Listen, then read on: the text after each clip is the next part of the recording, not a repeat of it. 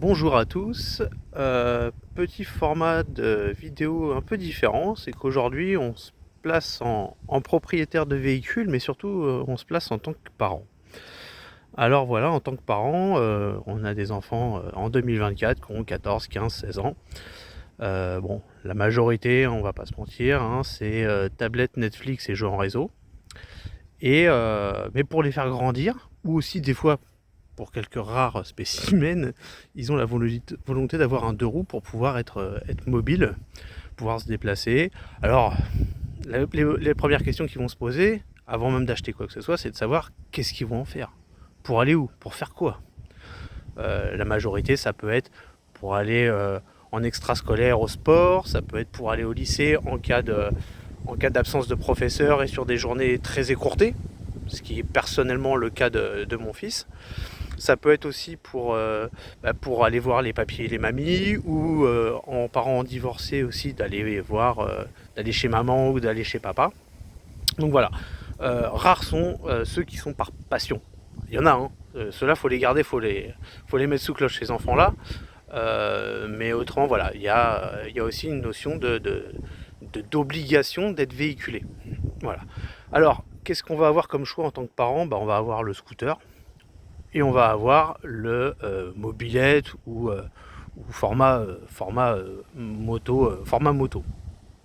Personnellement, en tant que motard, le scooter, je suis pas forcément pour, même si mon enfant serait bien protégé avec. Aujourd'hui, les scooters, c'est que des choses, on va dire, un peu chinoises, limitées à 40 km/h, 45 km/h.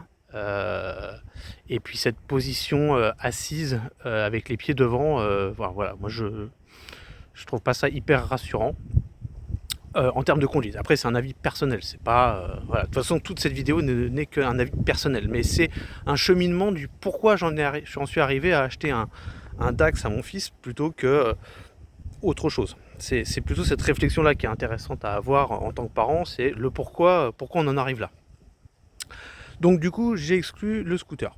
Même si, voilà, en termes comme je l'ai dit, de protection en cas de pluie, en termes de logement, on peut mettre des affaires dedans. Enfin voilà, le côté pratique est là, mais le côté esthétique et conduite, je ne suis pas persuadé.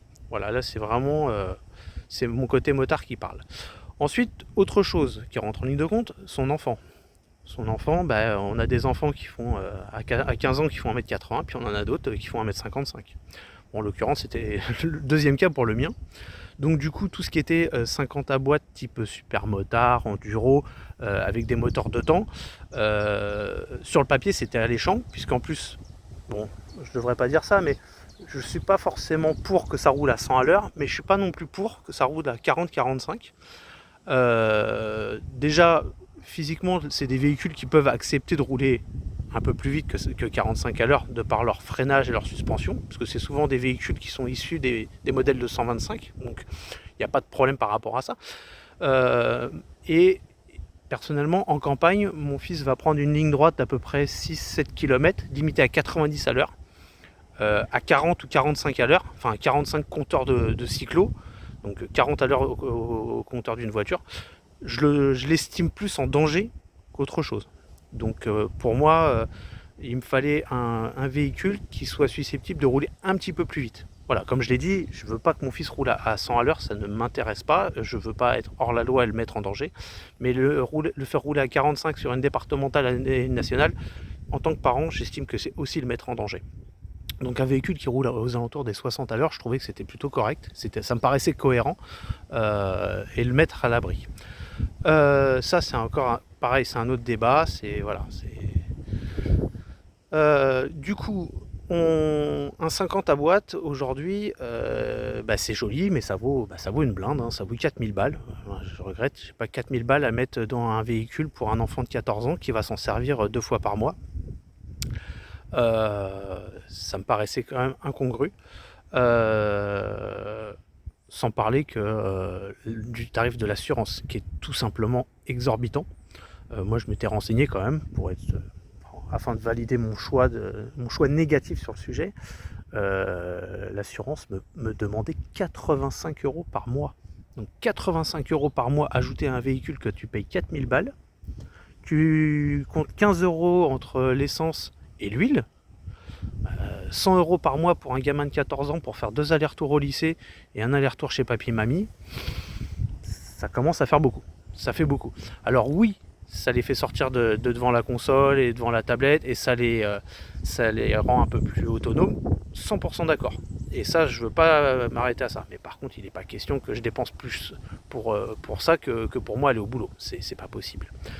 Donc du coup, il me restait pas non plus beaucoup de solutions. Il me restait les 4 temps, les 4 temps classiques un peu chinois.